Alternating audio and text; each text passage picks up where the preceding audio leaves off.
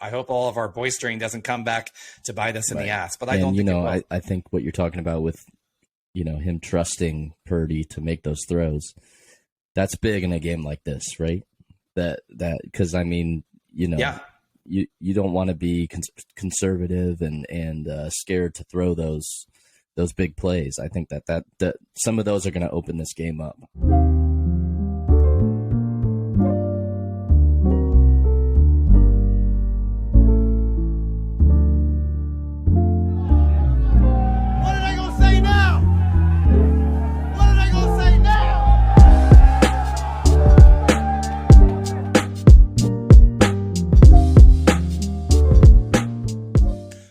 Welcome back to another episode of What Are They Going to Say Now?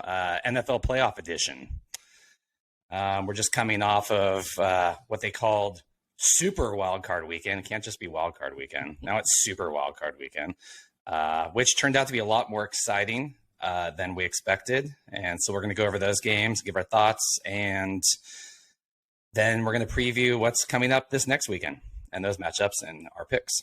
So, Tony, why don't we go in order of the games last week, and we'll just start with the 49ers and the Seahawks.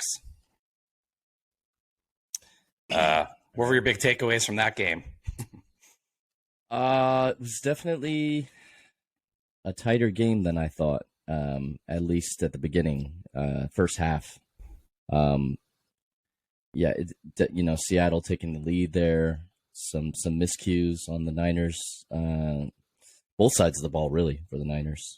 Kind of wasn't really indicative of how they've been playing. I think there was some playoff nerves.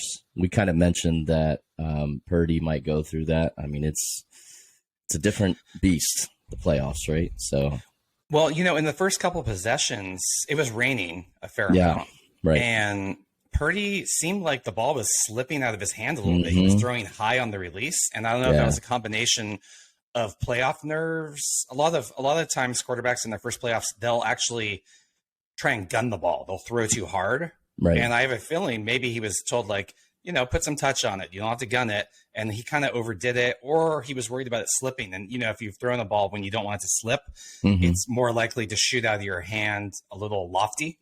Yeah. And it kind of seemed like that was going on. Maybe it was just nerves. I don't know, but it was a little out of ordinary. But then he pulled it together, and then in the second half, he was fantastic. Right. Here we go. First ever playoff game. He's a rookie.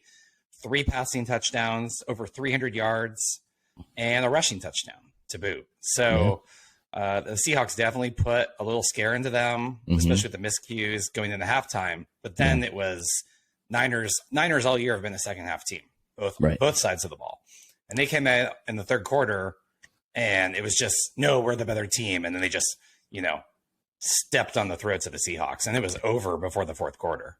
Right. It was, I think at one point the Niners scored 3 touchdowns in 10 plays.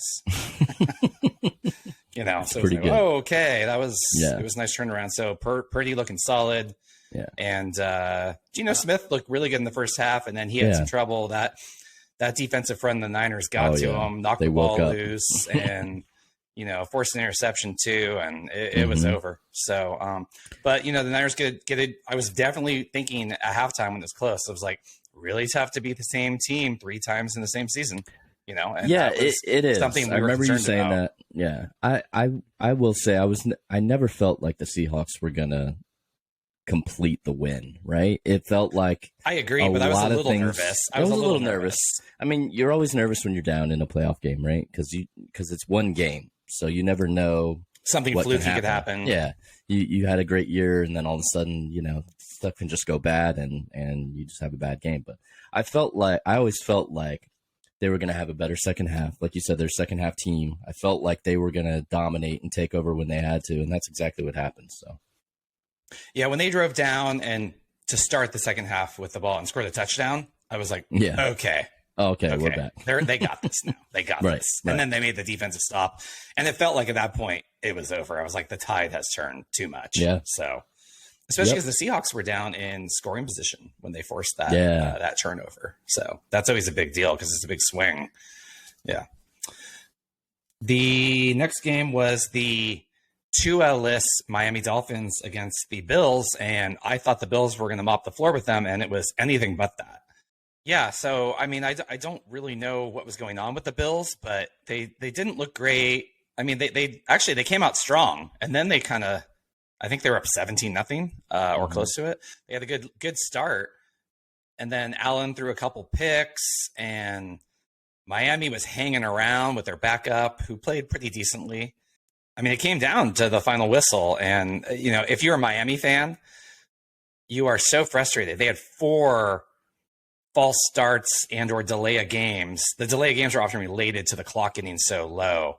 And really right at the end of the game, too, I guess there was miscommunication. But they were having that problem all game where they're snapping the ball, not intentionally, like barely at 1 second or less on the play clock. So they're going to have to clean that up. That is so frustrating to watch. That used to be a thing for the Niners back in the Jim Harbaugh days. And you'd throw something across the room. You're like, oh, they had to call a timeout. And, so some weird clock management. But kind of a bummer we were robbed of this game without Tua. And I felt like with Tua, they might have won. Miami wins that game, although maybe the Bills are guilty of playing down to their competition or thinking we got this. Right. So I don't know, but it does make me question how I feel about the Bills moving forward in the playoffs now. Maybe they're going to bounce back, and I don't really know. So definitely a rough game for Josh Allen, which we just haven't seen a lot recently. I mean, they've had games where they weren't super dominant, but he looked really out of sync and out of sorts, and throwing interceptions you never really see him throw, and yeah, I mean, it was. I think this goes to what we were talking about in the Niners game as well. The Niners definitely pulled out of it and had a dominant second half, and it was never really in question. But one game, if you have kind of a funky game and, things aren't going your way, anything can happen in these games. So, they pulled it out. I have a feeling they're going to be a lot better next week. Yeah, that was definitely pretty shocking. Just kind of checking the score, and I didn't get to watch a lot of the game, but from what I saw, it was definitely surprising. So next up, we had the upset pick by Tony and me, sort of. The New York Giants upset the Minnesota Frog Kings, as I've been calling them for many weeks. The only reason I didn't pick the Giants, I didn't want to jinx all that fraud talk I've been talking. But, I wasn't surprised at all to see the Giants pull it out. And big coming out party for Daniel Jones, who's we've seen moments from him where he has looked great and other times where he's looked horrible, but he looked really solid in this game. The only thing I don't like about how they won, but you know what you got to do to win the game is, man, did he run the ball 17 times for like 80 yards, 78 yards? I don't care who you are. You do not want your quarterback running that often. That is not sustainable, and the odds of getting hurt go way up. Yeah. So, they got away with it, and, they took it to Minnesota, who, losing point differential, it's going to come get back and get you. I barely consider that an upset, really. Yeah, I mean, we both kind of, like you said, we both said we wouldn't be shocked. I actually picked the Giants as winning. And another game with the backup quarterback, Lamar Jackson, out, we had the Baltimore Ravens against the Cincinnati Bengals.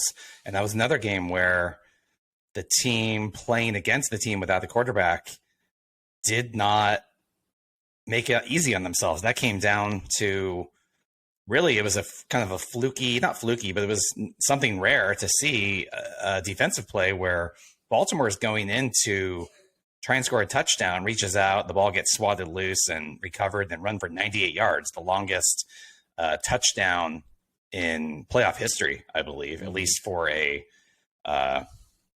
defensive return type of play. And that was really the difference in the game. But, without Lamar Jackson, Cincinnati should have been able to handle him better than that. I will say Cincinnati's hot. They've, now counting this, they've won 9 straight games. So they are figuring out a way to win. But I'm a little tempered on them and their outlook moving forward with how much trouble they had. But again, sometimes teams, it's the playoffs, and the team without their quarterback says, no one expects us to win. Let's go show them, right? And then they're playing with house money, which is always dangerous. And then maybe the team without playing against them is takes them lightly. Oh, they don't have their quarterback, especially not having Lamar Jackson. It's a big deal for Baltimore. In the final slate on Monday night, we had the Dallas Cowboys against the Buccaneers, and that was a snoozer, which is funny because I thought that might have been a decent game. Yeah. But we do have to remember that the NFC South sucks this year, and Tampa Bay really shouldn't have even been in the playoffs. So Tom Brady looked bad, and everything looked bad on Tampa. Their defense, atrocious. Yeah. And Dallas, Dak Prescott looked good, but I'm noticing that Tampa Bay defense is making a lot of people look good. Yeah. And some of the post game reactions I thought were hilarious. They're acting like the Cowboys are this juggernaut now because they blew out a shitty Tampa team. It's like, calm down. and then there's a bunch of Cowboys fans in Tampa at the game afterwards with the most tempered, tenuous sounding, "We want the Niners." Oh boy. Or like, "Bring on the Niners." It's like, careful. Okay. Careful what you ask for. I hate to break it to you, but the Niners defense is not the Tampa Bay defense. So, I mean, you might want to keep your mouth shut. This is exactly what I said to Nets fans when they won the play-in game and said, "We want Boston." Right. And the Celtics were like, "Cool," and swept their ass. Don't go chanting all cocky like that. Don't poke the bear. I'm sorry. Yeah. I know Dak Prescott had a nice game, but he's also looked like garbage the second half of this season, leading the league in interceptions despite missing 5.5 games. So easy there, Cowboys fans. They lost to the Niners last year in the playoffs, and this Niners team is much better than that team. Yeah. So get ready. You what, it better not come down to extra points mattering, because that kicker missed 5 extra points in that game, something like that. He was he missed four straight extra points. Yeah, 4 straight. The in-game record in the NFL is 3 missed extra points. Yeah. But the crazy part is he missed 4, but he also missed his last extra point in the final game of the season. Right. So he had actually missed 5 straight extra points. And what I didn't like all about that was it was clear that the Cowboys had this game under control. I really didn't like Dak Prescott slamming his helmet on the sideline and doing all that. That is not leadership. Right. You got to build your teammates up. And what he's doing, he's putting more pressure on the guy, acting like that. Was the kicker slamming his helmet on the sideline practically every game this year when Dak was throwing interceptions like crazy? All over the place? Yeah, exactly. I thought it was really a bad look, bad leadership. Yeah, it's childish. You know what I mean? You don't want your quarterback acting like that. Right. That's the exact opposite of how a quarterback and a leader should act. Right. And that's why the Cowboys are going to get their asses kicked this week. I love it. We're going into our previews. I like that. Before we get into the previews, I do want to add this. And we missed one game, though, right, Jay? Sorry, no, we got them all. No, we didn't talk about the one game that I had picked, the Chargers. We didn't talk about the Chargers game, did we? I don't believe so. My bad. How did we miss? No, you're good. You're good. Because that was the one pick. I mean, that's one of the more interesting games. That's the only game I got picked wrong. And that should have been a win, 27-0. Yeah, that's my mistake. Before we go into that, I want to dive into our new segment. Okay. We don't always do it, but it's time for another edition of Just Stop. This is for broadcasters, clickbait analysts, I don't know, ESPN producers. I don't care who you are. Can we stop? Just please stop saying that, well, Tom Brady, maybe he's going to retire. Maybe he's going to go to the 49ers, his hometown team, like he wanted to 4 or 5 years ago. I'm sorry. Why would the 49ers want to discard Brock Purdy, who's 23 years old and playing great, for a 45-year-old quarterback who doesn't have it anymore? Yep. It makes no sense whatsoever. And I keep hearing this. And it's like, what are you talking about? It's not even a conversation. Right. And I keep hearing this. It's why? Why would the 49ers do that at this point? Not now. I could see in years past. It's maybe not like they them don't looking have at a it. quarterback. It's inexplicable. Yeah. Jimmy Garoppolo outplayed Brady this season. Mm. Brock Purdy, big time, even head to head. I am baffled. It's like, come on, clickbaiters, you can do better. You can do better, because that's just a joke. It's illogical. I'm just running out of things to talk about, so we're going to bring up some nonsense. But I think everyone in the Bay Area, all Niners fans, I dare you to find somebody who would say, "Oh yeah, that's a good idea." No, stop it. Yeah. So anyway, let's go to the game I skipped, which was one of the more interesting games of the weekend. Chargers versus Jacksonville. Now, I picked Jacksonville as the upset. I got it correct, but I kind of feel like I got it wrong at the same time, because that was a weird game. Chargers go 27-0 at halftime. Yep. And managed to blow the game. Here's the amazing part. In the second half, they only rushed the ball 8 times. Wow. 8 times. Now, to be fair, it was expected that they were going to run and try and work on the clock. And so the Jacksonville stacked the box and said, bring it. And they were shutting down the run. That's fine. So you can throw the ball. You don't have to throw it downfield. You can do screen passes. You can do high percentage completions that get the ball moving and keep the clock moving. That's not what they were doing. It was such a poorly coached second half. And Staley, the Chargers coach, he was already on the hot seat going into the season. Just when you thought he staved off the critics by making the playoffs despite all their injuries this year, which was impressive. They really gutted it out to even make the playoffs with so how many guys were injured. But this is bad. That's a coaching blunder. I mean, credit to Jacksonville. I mean, Trevor Lawrence, 4 interceptions in the first half, looked really bad. And credit to him for bouncing back and not giving up and really hanging in there and looking really good in the second half. But that aside, it shouldn't have even mattered. If the Chargers just done basic clock management, running the ball out, it was just horrible. Like you said, simple plays, you don't have to throw bombs down the field. You know what I mean? Yeah. Just string plays, little short passes, something. But yeah, an all-time choke job. I mean, I would say that just because it was the first round, it probably won't be looked at in the pantheon of, like the Falcons choking their Super Bowl away and that kind of stuff. Right. But I mean, it's up there. 27-0. It's pretty bad. What are we doing? It's the third biggest blown lead in playoff history. Wow. So there you go. Yep. But that's the one game I lost on my picks. I'm like, of course. Yeah. Well, again, I picked the upset, but that was not what I expected. Right. Yeah. And I'm sure when they were down 27-0, you were like, well, we got that one wrong. Yeah, very much. So, yeah, there you go.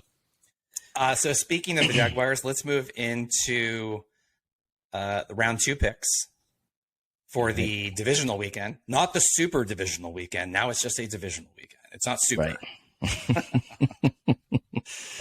Right. We have Jacksonville at Kansas City, the 1 seed, who got a nice rest. And the line is the Chiefs by 8.5. I'm going to pick the Chiefs to win. Yeah. And I'm going to pick the Chiefs to cover that 8.5 points as well, because while Jacksonville had a nice comeback, they shouldn't have been in that position to begin with. And if they do anything, even half the screw ups they did in the first half of that game, Kansas City will just steamroll them on a whole different level. And Kansas City right now looks like they are going to march to the Super Bowl. So I can see that. We'll see how they look. If there's any rust after the week off, I doubt it. So I'm with the Chiefs. How about you? Definitely with the Chiefs. 8.5. That's a lot of points, man. I could see it being a little bit closer than that. Maybe them winning by a touchdown or even by a little bit less than that. Just trying to decide if I want to take the over on that. You know what? I think you made a lot of good points. I think Kansas City is on a roll right now, and I think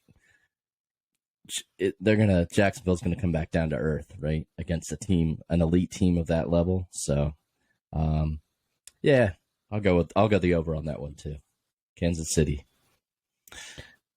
Yeah. And I will say the 27 points allowed to the Chargers in the first half, you can't really put much of that or too much of that on Jacksonville's defense, which is pretty good because it was 4 interceptions. So they were put in bad position multiple times in that half. So they do have a good defense, but not good enough to deal with the Chiefs. No, not their offense. The next game, we have the New York Football Giants at the Philadelphia Eagles, the 1 seed. And the Eagles are favored by 7.5, so a touchdown and a half point.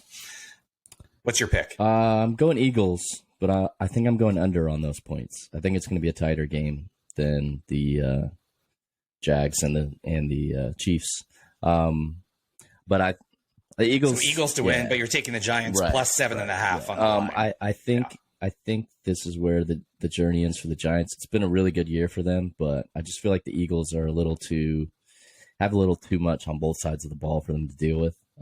They've been good all year, a lot of weapons, and I just feel like the Giants aren't going to be able to deal with it. But I think it'll be within a touchdown. That final score.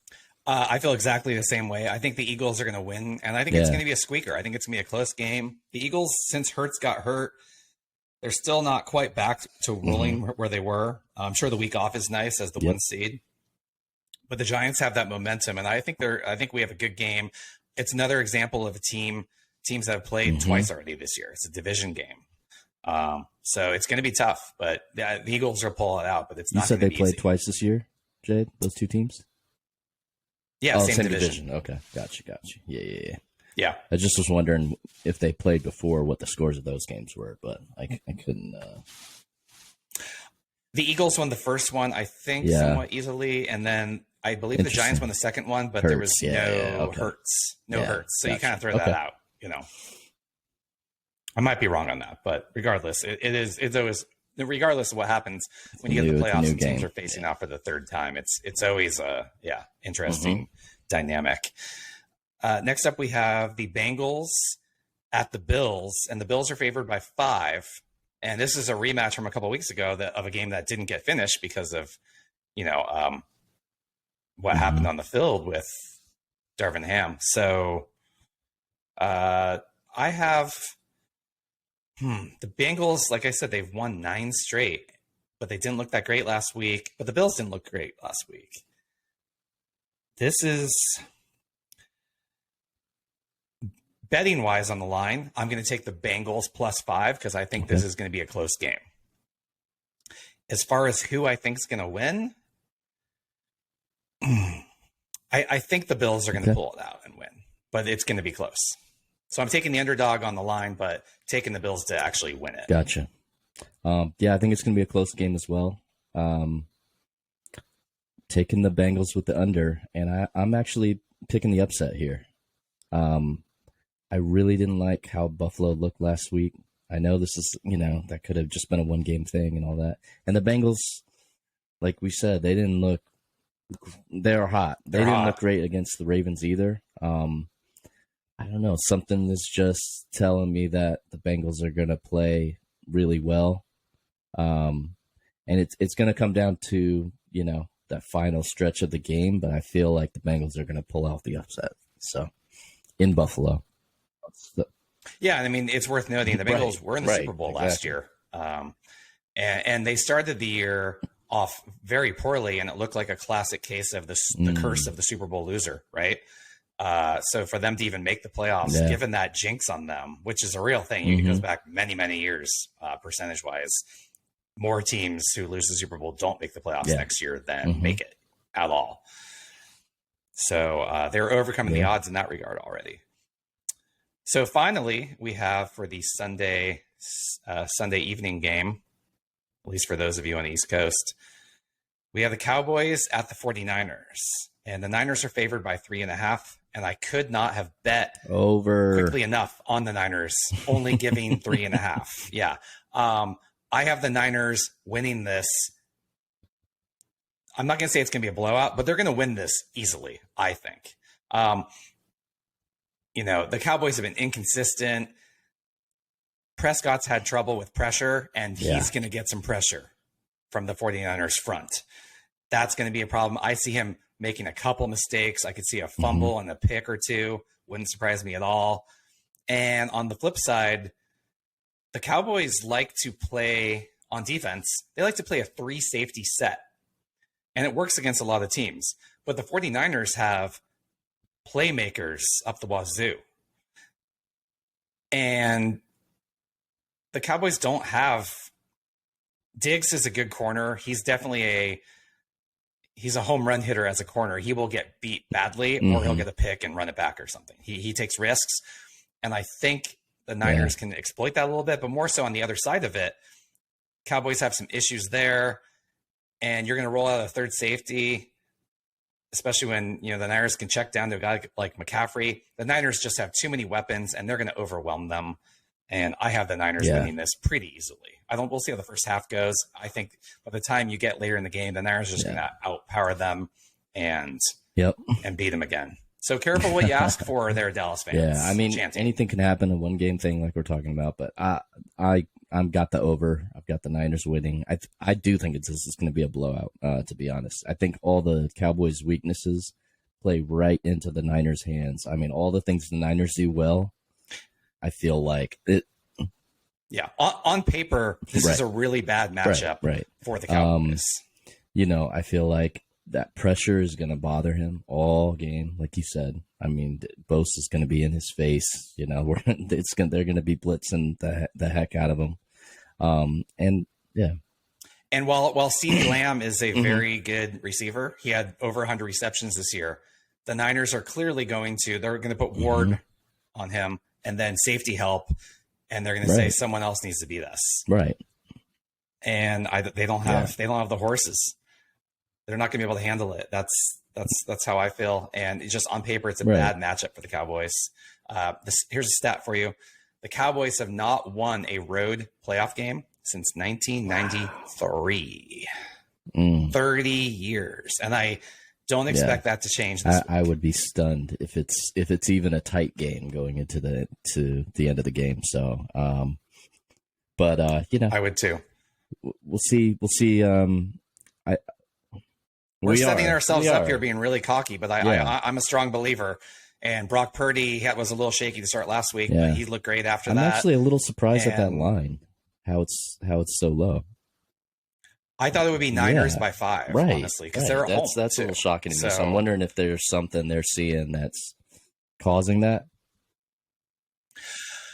Well, the Cowboys are a notorious public team as far as gambling goes. So you have to keep in mind they set lines where they think people will bet, not necessarily what they exactly think. And so he skewed lines. Packers, Cowboys are public teams. The Niners are also a bit of a public team. And by public team, I mean the betting masses, even not just their home bet fans, on those games. Will bet on them. Yeah, there's certain teams like that. So that's what that is, I think. But it's still... Yeah, I was a little surprised. I thought maybe it'd be like Niners by 4.5 to make it a little more interesting. But again, I jumped on it and put the bet in, and I think that line is going to move before kickoff. I think it's going to be Niners going by up 4. A little bit. Yeah, come kickoff. Interesting. Yeah, the line will shift. It's going to be a good weekend of games. So, and I do want to say, good matchups this week. I think it'll be a better weekend overall than last weekend. And one thing I do want to say about Brock Purdy is. There's this wave of trying to discredit him a little bit, hence talking about bringing in Brady. Are you kidding? That he has all these weapons around him, and they're acting like he's throwing checkdowns. Well, here's a stat for you. Last week, he had 30 pass attempts. 10 of them traveled 20-plus yards in the air. Okay? He had 18 completions for 300 and something yards passing. Now, there were some good runs after the catch as those guys, the Niners, the Yak Attack, if you will, the Yak brothers. That was before McCaffrey, who's the big Yak guy, added to that. But no, he is slinging it downfield. He even had one particularly great escape where he did some Houdini dodging and he ropes it down the sideline right to Ayuk in the end zone. And Ayuk drops it. And it would have been such a highlight, which was a bummer. But the idea that he's just checking down is totally absurd if you've actually watched.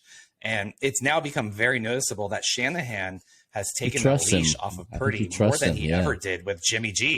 He trusts him more than Jimmy G, especially with down the field throws. So Absolutely. Shanahan's letting them sling it. So anyway, I feel pretty good about this matchup. I hope all of our boistering doesn't come back to bite us in the ass, but I don't think it will. I think what you're talking about with, him trusting Purdy to make those throws, that's big in a game like this, right? Because you don't want to be conservative and scared to throw those big plays. I think that some of those are going to open this game up.